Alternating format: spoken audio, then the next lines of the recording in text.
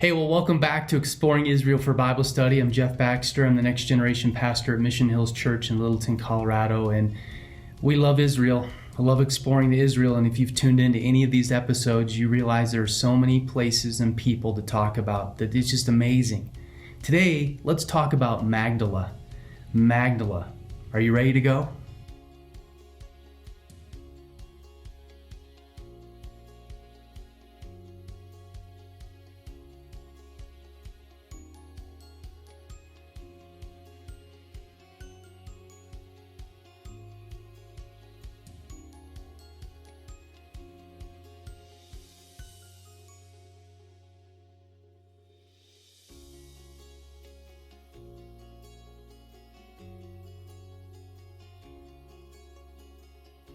Well, Magdala is an amazing place to visit.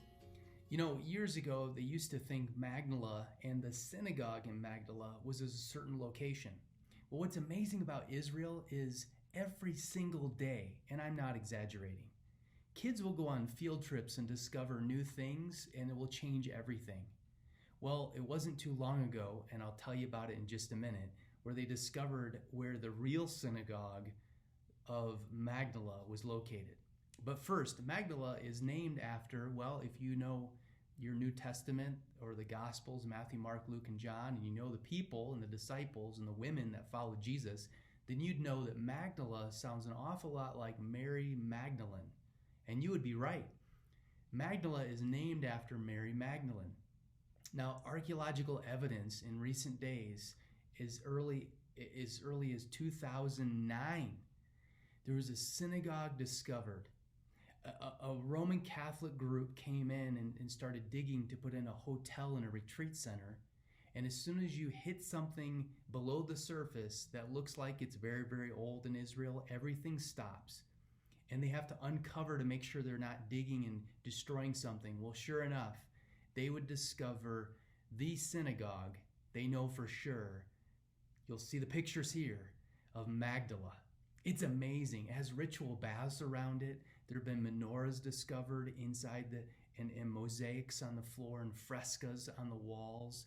And in the surrounding area of archaeological evidence in this place is amazing. The city of Magdala is on the western side of the Sea of Galilee, between Tiberias and Capernaum.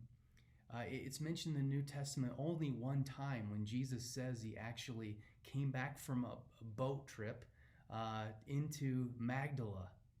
Now we know that the Jewish historian Josephus says that Magdala had a population of 40,000 people and a fleet of 230 boats for about 30 years after Jesus was on earth. So that's a lot of fishing boats coming out of Magdala. But Matthew and Mark says that Jesus preached in the synagogues throughout Galilee. So there's no doubt about it.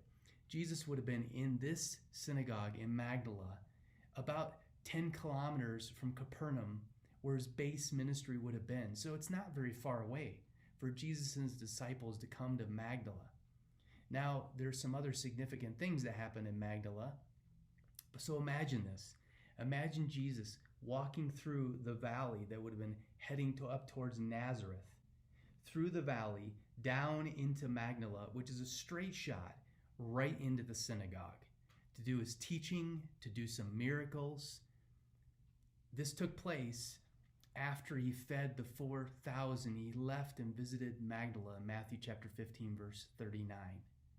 Not only did Jesus teach in the synagogues, but he had an impact on this woman, Mary Magdalene's life. Mary Magdalene was cured of 7 demons by Jesus in Luke chapter 8, verse 2, we believe. And Mary supports Jesus' ministry in verse 3. We don't know if she was a wealthy woman or not, or how much means she had, but she, now that her life's been changed by Jesus, is going to provide for his ministry. She was one of the few people in Matthew, Mark, Luke, and John, the Gospels, that was at Jesus' crucifixion all the way until he died.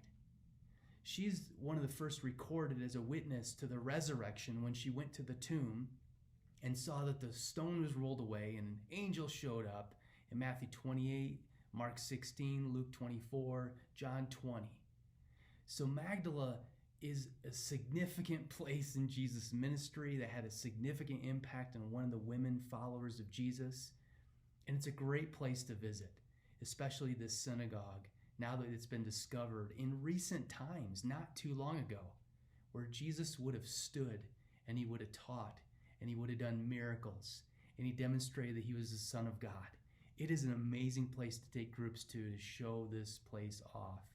And there are spaces around this synagogue that they haven't even dug down yet to discover, that I'm sure they will discover homes and other places that people would have lived just below the surface there. It's an amazing place. I hope this brings you a tremendous amount of hope today. Until next time, keep exploring Israel for Bible study.